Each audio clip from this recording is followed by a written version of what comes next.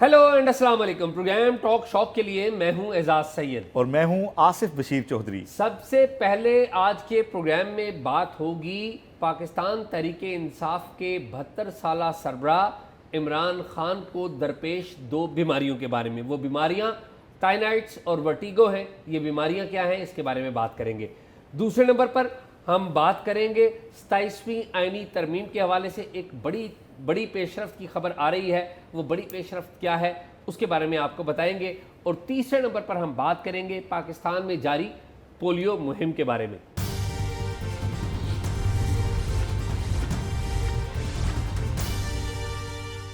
आसिफ, आप खरीद से हैं? अल्हम्दुलिल्लाह मैं खैरियत से हूं। आप बताएं शाह साहब। आसिफ, मैं खरीद से हूँ। आज आप बड़े यंग लग रहे हैं, क्या वजह? मैं बस यंग लग रहा हूँ। आपको आपकी नज़रों का कमाल है। बस आगे बढ़े इस बात से। मुझे लग रहा है आज आपने कुछ चेंजिंग आ रही है आज आप में। नहीं आसिफ, आपको बहुत लेट महसूस हुआ है। ये चेंजिंग बड़ी पहले आ गई है। अच्छा, चलिए, मेरा ख्याल है व्यूअर्स खुद बताएंगे आप में क्या चेंजिंग आई है। हाँ। अपने कमेंट्स में बताएंगे जी ठीक। तो एजाज, इमरान खान बीमार हो गए हैं जी, इमरान क्या हो खान- गया उनको? आसिफ, इमरान खान जब गिरफ़्तार हुए थे तो उसके बाद उनका मेडिकल चेकअप किया गया था। और आपको पता है 9 मई 2023 को पहले अरेस्ट हुए, फिर रिलीज़ हुए, फिर बाद में दोबारा अरेस्ट किए गए। तो जब से वो अरेस्ट हुए हैं उनका मुतअद्दिद बार रेगुलर बुनियादों पे चेकअप होता रहा है। इल्ताफ़ हुसैन साहब एपिम्स हॉस्पिटल के एक सीनियर डॉक्टर, उनकी सरबराही में भी एक मेडिकल बोर्ड जो है वो बना। उन्होंने भी ये अल्ताफ साहब पहले ईडी भी रहे, आई थिंक, है ना? जी वही हाँ, है ना? गालबन ये वही। अच्छा। तो पोली क्लिनिक हॉस्पिटल के जो डॉक्टर्स हैं वो भी इन्हें पहले चेक कर चुके हैं। ठीक। खान साहब अपने कान में दर्द की शिकायत करते रहे हैं। अच्छा। और मुतअद्दिद बार इनको जो चेक किया गया है तो पता चला है एक बीमारी होती है जिसे कहते हैं टाइनाइड्स। टाइनाइड्स जो है बीमारी की जब तशखीस हुई तो इनिशियली डॉक्टर्स ने इन्हें कहा कि कान की सफाई करवाएं, लेकिन तब भी जो खान साहब के कान में प्रॉब्लम रही। प्रॉब्लम क्या है कि कान में उनकी आवाज़ गूंजती है, इनकी अच्छा। दोहरी आवाज़। अच्छा, जब वो प्राइम मिनिस्टर थे तो इस तरह की कोई बीमारी रिकॉर्ड पे नहीं है? चोट लगने से तो नहीं कोई उसमें कोई आवाज़ें आना शुरू हुई? वैसे आपको एक बात बताऊं कि इमरान खान साहब जब गिरफ्तार हुए थे जी जी। तो उनके सर पे चोट लगी थी और खून भी बहा था। अच्छा। हाँ, ये कुछ खबरें आई थी कि शायद उन्होंने कोई मज़ाहमत की है या किसी ने उनके साथ हाथापाई की है, तो मतलब ये इस तरफ आप इशारा कर रहे हैं? ये ऐसा हुआ है और उनके सर अच्छा। पे खून भी आया था। ये लिखी पड़ी अच्छा। बात है। और कान के ऊपर भी कोई लगी होगी, शायद कोई हिट लगी हो शायद। देखें, अब ये तो माहिरीने जो ENT अमराज जो है ना वो ENT ENT वही बता सकते हैं। लेकिन टाइनाइड्स के बारे में बताया जाता है कि वो था उनको और अभी भी है। अच्छा, ये एक बात मैं क्लियर कर दूं, हमने जो भी बात की इस हवाले से जो खदशा जाहिर किया, मुंतखब वज़ीर आज़म थे और अगर उनके साथ ऐसा हुआ है तो काबिल मज़म्मत है। नहीं, ये हुआ है। ये तो देखें ना, जब देखें उनके साथ इख्तलाफ सियासी किसी को हो सकता है, उनके साथ नज़रियाती इख्तलाफ हो सकता है, ज़ाती इख्तलाफ किसी भी प्राइम लेकिन मिनिस्टर के साथ। प्राइम मिनिस्टर मुंतखब वज़ीर आज़म पाकिस्तान का कोई भी उस सीट पे जब बैठा होता है और उसको जब इक़्तिदार से निकाला जाता है और उसके साथ अगर हाथापाई हो तो हम उसे किसी सूरत में उसकी कोई तायद नहीं बल्कि काबिल मज़म्मत इक़दाम। जी हाँ, जी हाँ। तो एक तो ये है कि उनके टाइनाइड्स के बारे में इतला आई है और फिर बताया गया कि वर्टिगो एक बीमारी है। वर्टिगो क्या है? वर्टिगो में आपको चक्कर आते हैं। अच्छा। तो खान साहब को चक्कर भी आते हैं। यानी खान साहब चकरा गए? पॉलिटिकल एतबार से, जिस एतबार से आप बात कर रहे हैं कि चकरा गए, लेकिन उन्होंने सिस्टम को भी चकरा के रख दिया है, ये भी आप माने? नहीं, सिस्टम को तो उन्होंने बहुत चकरा के रखा, लेकिन अब मेरा ख्याल है उनके चकराने की बारी है। और जो आप बता रहे हैं कि खुद अदालत में ये दिया गया ना रिकॉर्ड, मेडिकल रिकॉर्ड, ये मेडिकल रिकॉर्ड जो है ये इंसदादी दहशतगर्दी की जो अदालत है जहाँ पर खान साहब के खिलाफ आपको पता है केसेस, और ये रिकॉर्ड भी सरकार पेश कर रही है, यानी सरकार भी इस पे मोतरिज नहीं है, ये माना जा रहा है दोनों ये कि उनके साथ ये प्रॉब्लम ये रिकॉर्ड सरकार एक्सेप्ट करती हो। ये डॉक्टर सरकारी डॉक्टर्स के बोर्ड ने किया। ठीक है। इसमें मेरा ख्याल है पोली क्लिनिक से डॉक्टर इम्तियाज़ जाते हैं, वहाँ से आपने बताया डॉक्टर अल्ताफ़, और ये सीनियर डॉक्टर्स ये हैं, बड़े सीनियर डॉक्टर और अथेंटिक इनकी बात जी हाँ होती है। तो खान साहब को यानी कि टाइनाइड्स और वर्टिगो है। अच्छा, इसमें आसिफ 3 चीज़ें हैं जो इंसान का बैलेंस कायम रखती हैं। एक दिमाग, एक आँखें और एक कान। कि हम जब चलते भी हैं तो हमारा एक बैलेंस होता है ना जिसमें अपना, तो डॉक्टर्स ये बताते हैं कि ये जो आंखें, कान और दिमाग जब बेहतर काम कर रहे हो तो वो आपका जो बैलेंस है वो कायम रहता है, चलते वक्त भी बैलेंस कायम रहता है, वरना आप गिर सकते हैं, आप चल भी नहीं सकते और आपको चक्कर आ सकता है। खान साहब जो हैं उनके बारे में आप देखें 72 इयर्स ओल्ड हैं, वो 72 साल उनकी उम्र है, फिज़िकली बड़े फिट हैं। जब इंसान उम्र रसीदा हो जाता है, आम तौर पे जो उम्र रसीदा अफराद हैं उनमें ये बीमारी आती है, डॉक्टर्स ये बताते हैं। लेकिन बाज़ जो लोग हैं वो उम्र रसीदा नहीं भी होते लेकिन फ़िज़िकली कमज़ोर होते हैं तो उनको ये बीमारी हो जाती है। तो खान साहब को ये जो 2 बीमारियाँ बता रहे हैं डॉक्टर्स, ये कोई इतनी सीरियस बीमारियां नहीं हैं, लेकिन अगर ये कोई सीरियस टर्न लें तो ये नुकसानदेह भी होती हैं, क्योंकि आप प्रॉपर्ली फिर चल भी नहीं सकते, बैलेंस नहीं रख सकते। तो खैर ये डॉक्टर्स उनका इलाज कर रहे हैं। और तो कानों में क्या आवाज़ें आती हैं इमरान खान साहब के एजाज़, ये नहीं बताया गया? उनके कानों में बहुत सारी आवाज़ें आती हैं। किस किस्म की आवाज़ें आती हैं कि 9 मई पे वो एक्सक्यूज़ कर लें, या मतलब आवाज़ों की कोई नहीं, देखें डायमेंशन? वो एक्सक्यूज़ तो नहीं कर रहे ना, हाँ, 9 मई पे वो माफ़ी तो नहीं इसका मांग मतलब अब कानों में आने वाली आवाज़ों को जुटला रहे हैं रहे। मेरा ये ख्याल है और इस कि दौरान उन्हें चक्कर आ जाता है। मेरा ये ख्याल है कि उनके कानों में एक ही आवाज़ आती है जिसको वो बड़े गौर से सुनते हैं, वो है बुशरा बीबी की आवाज़, तो उसको गौर से सुनते हैं। और एक आवाज़ है जिसकी इंतज़ार में है वो, कि वो आवाज़ आए और वो उसके ऊपर सुने। अच्छा, वो आवाज़ आ नहीं रही, वो आ नहीं रही, और जो आवाज़ें आती हैं उसमें कुछ नाम ऐसे आते हैं कि जिस पे उन्हें चक्कर आ जाते हैं। बिल्कुल ऐसे। लेकिन ये भी एक हकीकत है कि उन्होंने चकरा के सिस्टम को भी चकरा के रख दिया और अभी खुद भी उनको चक्कर आ रहा अब उनको खुद भी चक्कर आ रहे हैं। है। जी हाँ, तो मेरा ख्याल है उनकी प्रॉपर ट्रीटमेंट होनी चाहिए, अपनी जगह उनकी प्रॉपर ट्रीटमेंट होनी चाहिए। और क्योंकि ये सरकार ओन करती है तो उनको मेरा ख्याल है कि तमाम मेडिकल सहूलियात जो किसी भी कैदी हैं, ज़ाहिर है केस में सज़ा हवालाती तो नहीं है, तो उनको वो पूरा जो है राइट है उनका मेडिकल उनको प्रॉपर मिलना चाहिए ताकि उनकी ये जो शिकायतें दूर हो। और बाकी जो बात हम कर रहे थे सियासी बुनियादों पे कर रहे थे और इस नाते कर रहे थे कि पीटीआई के बहुत सारे चाहने वालों का ये मौक़िफ़ रहा है कि जेल में जाके जो लोग बीमार होते हैं वो करप्ट होते हैं, वो चोर होते हैं, वो झूठ बोलते हैं। ऐसा नहीं है। ज़रा खान साहब हालांकि कितने फ़िट आदमी हैं, स्पोर्ट्समैन रहे हैं और अभी भी बड़े माशाल्लाह फ़िट हैं, लेकिन बीमार होने को तो कोई भी हो सकता है। और कोई भी बीमार हो तो उसकी पूरी ट्रीटमेंट, उसके जो इंसानी हकूक़ हैं, जो उसके कैदी के हकूक़ हैं, वो उसको पूरे मिलने चाहिए। तो मेरा ख्याल है अथॉरिटीज़ और अदालत इसके ऊपर बड़ा इस पर हुक्म करेंगी और उन्हें प्रॉपर उनके चेकअप का और उनकी ट्रीटमेंट का मेरा ख्याल है उनको कहना नो डाउट ये तो इमरान खान तो जेल में हैं, तो हम उनकी बीमारी के बारे में बात कर रहे हैं क्योंकि डॉक्टर्स ने एक रिपोर्ट दी है।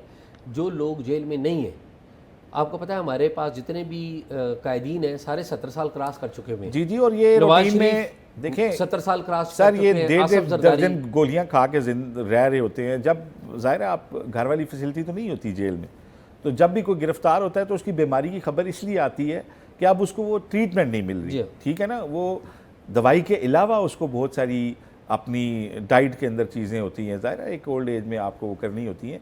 तो मैं ये इसलिए कह रहा हूँ कि यहाँ पे जो मोहतरमा कलसूम नवाज़ थी उनकी बीमारी का भी मजाक बनाया गया। जब तक वो मर नहीं गई उनकी बीमारी को सीरियस नहीं लिया गया और ICU से उनकी वीडियोस बनाई गई। ये हमारी टारगेट ऑडियंस वो दोस्त हैं जो किसी भी बीमारी का मजाक उड़ाते हैं, किसी भी इंसान की बीमारी का मजाक, चाहे वो छोटी से छोटी हो या बड़ी से बड़ी हो। और उनके जो भी हकूक़ होते हैं ना, चाहे कोई भी बंदा है, कत्ल का भी कोई मुलजिम है या मुजरिम है इवन, तो जब तक हैंग नहीं होता उसके इंसानी हकूक़ उसके जो हैं वो पूरे उसे मिलने चाहिए, चाहे वो जेल के अंदर हो और चाहे वो सरकार की कस्टडी में हो या कहीं पे भी हो। बिल्कुल ठीक बात है। तो एजाज़ मेरा ख्याल है अगली स्टोरी पे चलें। बिल्कुल। और आप बता रहे हैं कि कोई 27वीं आईनी तरमीम के हवाले से कोई ठोस पेशरफ्त हो रही है।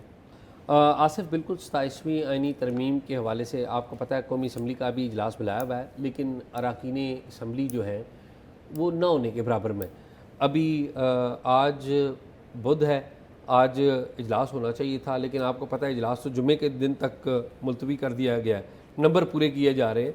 लेकिन मुझे जो पता चला है कि 26 सितंबर को इजलास बुलाया जा रहा है दोबारा कौमी असम्बली का। ये इजलास जो है वो ख़त्म हो जाएगा, फिर 26 सितंबर को दोबारा इजलास बुलाया जाएगा और ये इजलास आगे अक्टूबर तक चलेगा। और ये जो इजलास बुलाया जाएगा जो अक्टूबर तक चलेगा, इसमें इतलात ये हैं, सिग्नल ये दिया जा रहा है कि 27वीं आईनी तरमीम जो है उसको पेश किया जाएगा। और 27वीं आईनी तरमीम के बारे में हम माजी में भी बात कर चुके हैं, अभी भी कुछ चीज़ें आएंगी। आप देखिए सुप्रीम कोर्ट के वाले से बड़ी अहम पेशरफ्त आएगी उसमें। इलेक्शन कमीशन ऑफ पाकिस्तान के वाले से बड़ी अहम पेशरफ्त है उसमें कि अगर चीफ इलेक्शन कमिश्नर अब नया मुंतखब नहीं होता, यानी कि इत्तफाक़ राय से नया नाम नहीं आता, तो मौजूदा जो है वो कायम रहेगा। मौजूदा जो चीफ इलेक्शन कमिश्नर है सिकंदर सुल्तान राजा, वैसे ज़िमनी बात आ गई तो सिकंदर सुल्तान राजा जो है वो आपको पता है उनकी जो मुद्दत है, आइनी मुद्दत तो पूरी हो चुकी है, लेकिन वो चूँकि एक लकूना मौजूद है उस वजह से वो कायम है। तो तरमीम, एक आइनी तरमीम भी की जाएगी कि जब मुद्दत ख़त्म हो जाए तो जब तक नया चीफ इलेक्शन कमिश्नर नहीं आता तो वो रहेंगे। और वैसे बाय द वे जो चीफ इलेक्शन कमिश्नर हैं उनको नायब चेयरमैन के ओहदे की पेशकश की गई थी सिकंदर सुल्तान राजा को। और आपको पता है कि नायब के जो चेयरमैन है जनरल साहब, वो फरवरी के महीने में रिटायर हो रहे हैं।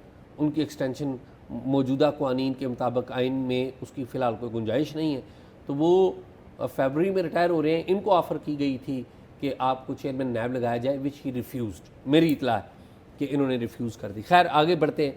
तो 27वीं आइनी तरमीम में कुछ बड़े फ़ैसलों का भी इम्कान है, कुछ बड़ी ड्रास्टिक आइन में तरामीम जो है की जा रही हैं। अब आएंगी सामने तो फिर हम देखेंगे कि ये क्या तरामीम है। जो हमारे पास कुछ मालूमात तो मैंने दी थी जिस पर बड़ा शोर मच गया था, जो हमने बताया था कि ये चीज़ें ज़ेर गौर हैं।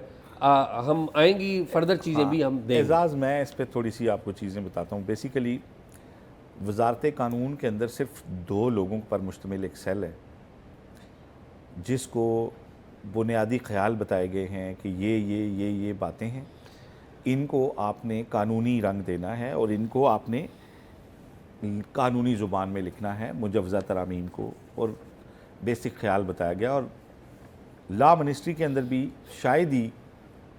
शायद ही कोई फ़र्द हों, एक या 2 के अलावा, जिनको पता हो कि कौन से 2 लोग रातों को कहाँ पे बैठ के इस ड्राफ्ट के ऊपर काम कर रहे हैं।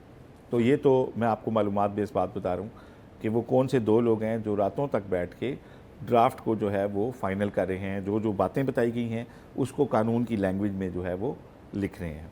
अभी जो आपने इजलास की बात की, ये तो पार्लिमानी कैलेंडर के मुताबिक इजलास रूटीन में बुलाया गया, यकम सितंबर को ये होना था, लेकिन क्योंकि सैलाब भी था तो पहले दिन भी सैलाब पे डिस्कशन हुआ। अरकान ने कहा कि हम इसमें नहीं कंटिन्यू कर सकते, तो स्पीकर ने कहा कि एक दिन इस पर हल्की सी बहस करके तो हम इसको एडजर्न कर देंगे। लेकिन अब जुमे वाले दिन तक इसको मुलतवी किया गया क्योंकि दिन भी पूरे करने होते हैं, 130 डेज़ एनुअल करने होते हैं, तो जुमे वाले दिन ये प्रोरोग हो जाएगा, गैर मुइना मुद्दत तक मुलतवी हो जाएगा और फिर नेक्स्ट टाइम जब बुलाया जाएगा।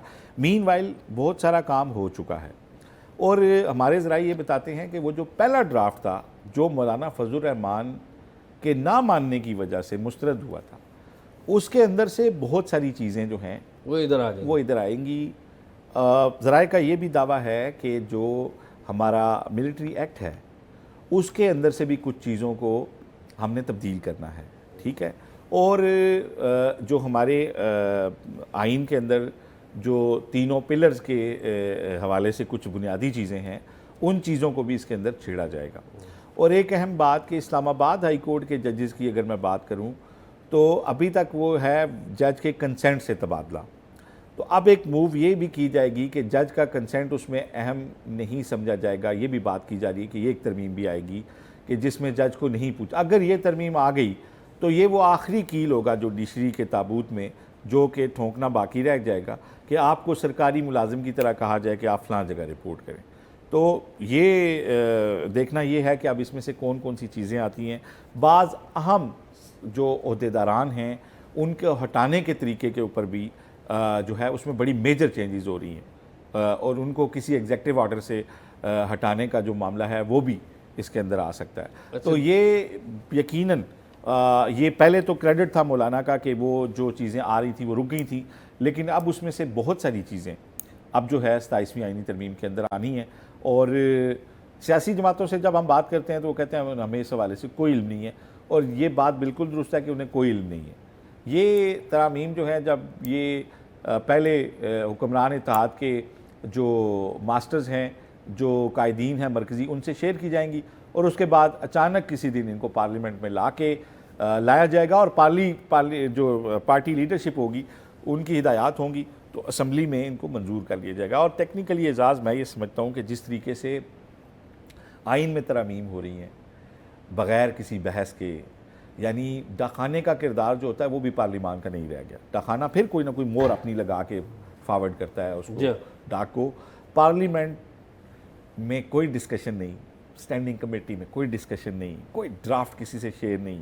अचानक एक चीज़ आती है, पार्टी की लीडरशिप की हिदायत है, वहाँ खड़े खड़े रूल्स में अमेंडमेंट की करारदाद पास होती है, कानून पास होते हैं। आई डोंट नो आप किस तरफ जा रहे हैं, लेकिन जो चीज़ें अभी तक हमें बता रहे हैं ज़राए कि ये आ रहा है, ये आ रहा है, ये आ रहा है, ये आ रहा है, वो अगर आ गया तो फिर बचेगा कुछ भी नहीं, कोई शक नहीं, कोई शक। तो ये आसिफ, मैं आपको ये बात बता दूं कि आपने तो कहा ना वज़ारत कानून के 2 ऑफिशल्स हैं, ये जो ड्राफ्ट है बिल्कुल वो 2 ऑफिशल्स बना रहे होंगे, लेकिन ये जो तरामीम लाई जा रही हैं ये पॉलिटिकल क़यादत किसी के इल्म में नहीं है और वज़ीर कानून के इल्म में भी नहीं है। वज़ीर कानून जो है आज़म नज़ीर तारड़ बड़े समझदार आदमी है अदरवाइज़, लेकिन उनके भी इल्म में ये नहीं है और हाइब्रिड सिस्टम में ये बातें नहीं होती। आप देखें ना कि अब तो जो बंदा हाइब्रिड सिस्टम का नाम भी लेता है, ये हनीफ अब्बासी साहब ने कल जो कुछ किया ख्वाजा आसिफ के साथ, ये बेसिकली ये हाइब्रिड सिस्टम भी है ना। हाँ तो नहीं एजाज, थोड़ा सा हम ये ज़्यादती करते हैं। मैं तो सिस्टम को हाइब्रिड नहीं समझ रहा। हाइब्रिड में ये होता है कि मिली जुली चीज़ ना, किसी वक्त पेट्रोल पे और किसी वक्त बैटरी पे गाड़ी चलती है, हाइब्रिड। यहाँ तो एक ही साइड से चल रही है ना, एक ही साइड से चल रही है। मैं तो इसको खटपुतली समझता हूँ, ठीक है। और ये आज नहीं है, 2018 में भी यही खटपुतली निज़ाम था। ये जो आज हमारे पीटीआई के दोस्त आज कठपुतली की बात करते हैं, बिल्कुल सही करते हैं, लेकिन 2018 में जो कठपुतली निज़ाम था उसकी बात नहीं करते। मेरा ख्याल है पीटीआई जब तक पूरा सच नहीं बोलेगी ना, उनका हकीकी सफ़र नहीं स्टार्ट होगा। नवाज शरीफ को जिस तरीके से निकाला गया, सामने आ गया, कौन कौन से निकालने वाले सबको पता है, अदालतों से कैसे फ़ैसले लिए गए, ट्रायल में क्या क्या कुछ हुआ, लेकिन उन्होंने कहा जी वोट को इज़्ज़त दो। जो भी सच झूठ उन्होंने बोला, लोग उनके साथ आए। 1.5 करोड़ वोट पड़ा, हार गए, लेकिन 1.5 करोड़ वोट लिया उन्होंने। पंजाब में फिर भी सिंगल लार्जेस्ट पार्टी बने। क्यों बने? सबसे ज़्यादा सीटें उनकी थी, चाहे आरटीएस बैठा जो भी था, महकमा ज़राअत और सब कुछ, वो क्यों बना था सबको पता है। उसके बाद आप आगे आ जाएं, उन्होंने मियाँ साहब ने जो भी उस नारे के साथ खिलवाड़ खेला वो सबको पता है। अब आ जाएं इमरान खान साहब को जिस तरह हटाया गया सबको पता है।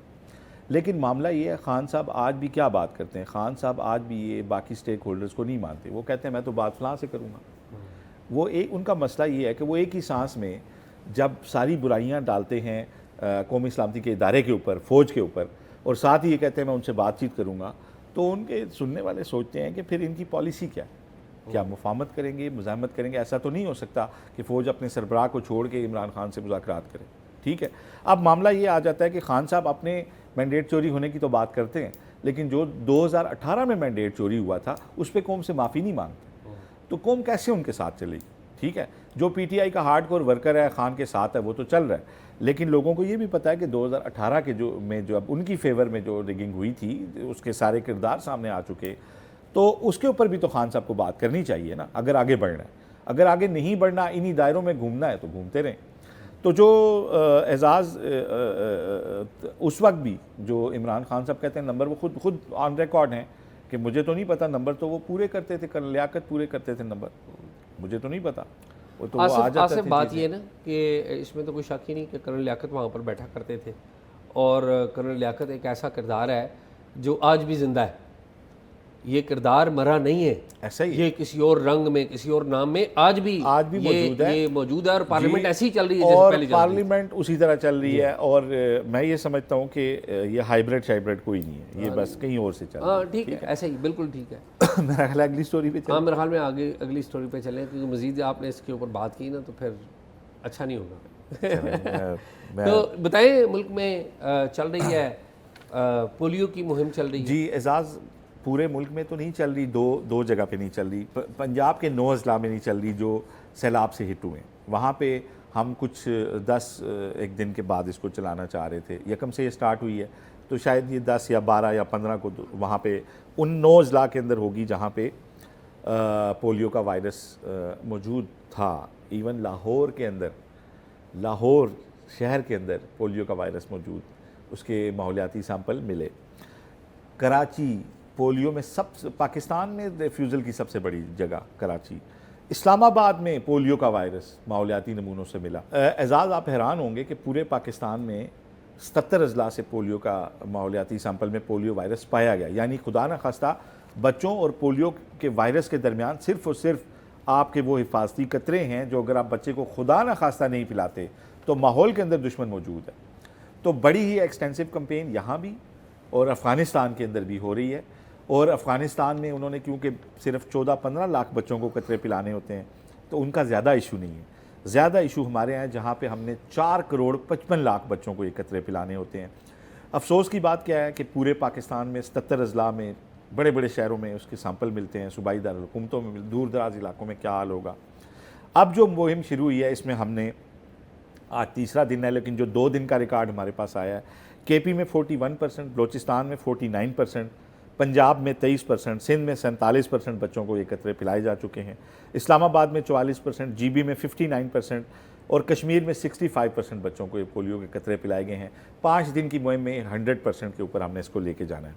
लेकिन जो अहम बात है वो क्या है कि खैबर पख्तूनख्वा के जनूबी अजला जिनमें बनू है, DI खान है, लकी मरवत है, इसके अलावा बाजोड़, दीर, अपर दीर, इन सारे इलाकों में जहाँ पे केपी में जो टोटल 16 में से 13 केसेस जनूबी अजला से आए हैं पोलियो के, वहाँ पे क्योंकि पहले भी सिक्योरिटी हालात की वजह से कंपेन नहीं हो सकी थी तो एक एक्सटेंसिव कंपेन इन इलाकों में चलाई जाएगी 15 सितंबर से और उसके ऊपर पूरा फोकस किया जाएगा लोकल लोगों को साथ लेके जाने का ताकि जो रिफ्यूज़ल है वो कम से कम आए। एजाज़, पाकिस्तान में मैंने आपको बताया कि सबसे बड़ा रिफ्यूज़ल कराची से आता था, तो वफाकी वज़ीर सेहत जो हैं सैयद मुस्तफ़ा कमाल इस मुहिम के दौरान ख़ुद कराची में रहे हैं, घरों में गए हैं, बच्चों को कतरे पिलाए हैं, जो एक वफाकी वज़ीर की तरफ से बड़ा अच्छा जेस्चर है। मैं यहाँ पे अप्रिशिएट करना चाहूँगा वज़ीर आला सिंध को जो हर पोलियो कंपेन में खुद जाते हैं और बच्चों को कतरे पिलाते हैं। इस दफ़ा कराची से बहुत अच्छी खबरें आ रही हैं। कराची में जो रिफ्यूज़ल था ड्रास्टिकली वो गिरा है। जब सैयद मुस्तफ़ा कमाल आए तो 85,000 रिफ्यूज़ल थे। पहली मुहिम में वो इसको 35,000 तक ले आए रिफ्यूज़ल को। और इस दफ़ा जो सूरत हाल है इसमें बहुत अच्छे उन्होंने जाके मदरसों के अंदर ख़ुद उलमा से मुलाकातें की, फिर उनको साथ लेके गए, लोगों को उन एरियाज़ के अंदर लेके गए जहाँ पे रिफ्यूज़ल था और कोशिश ये की गई कि कोई बच्चा जो है इससे महरूम ना रह पाए। सोराब गोट के इलाके में वो गए और डिफरेंट इलाके में जहाँ पे नो गो एरियाज थे इन टीमों के लिए, वहाँ पे फेडरल मिनिस्टर जब गए तो ज़ाहिर पूरा महकमा फिर आपको पता है किस तरह एक्टिव होता है। तो उम्मीद ये की जा रही है कि ये एक्सटेंसिव पोलियो जो मुहिम है हमारी, ये इंशाल्लाह इस साल हमारे अभी तक एजाज़ 26 केसेस पाकिस्तान में हो चुके हैं। और इस्लामाबाद आप देखें कि यहाँ पे भी सैंपल में पॉजिटिव है, जीबी से केस निकल आया। केपी के मैंने बताया कि 16 में से 13 जनूबी अजला के हैं। एक वाहिद बलूचिस्तान ऐसी जगह है जहाँ से इस दफ़ा पोलियो का कोई केस रिपोर्ट नहीं हुआ। हम ये तवक्को कर रहे हैं कि अगले साल अगर इस तरह की 2-3 कंपेन्स हमारी, और क्योंकि क्रॉस बॉर्डर भी चल रही है अफगानिस्तान के साथ, तो तवक्को यही है कि अगले साल हम इंशाल्लाह पोलियो फ्री हो जाएंगे। और अगर 2 साल पाकिस्तान से पोलियो का कोई केस ना आया तो इंशाल्लाह हम भी पोलियो फ्री कंट्री डिक्लेयर कर दिए जाएंगे। खुदा करे ऐसा ही। खुदा करे ऐसा। बिल्कुल ठीक है। नाज़रीन, प्रोग्राम आपने देखा, प्रोग्राम के बारे में राय दीजिएगा और अगर कोई मालूमात हो तो talkshock777@gmail.com पर शेयर कीजिए। अल्लाह हाफिज़।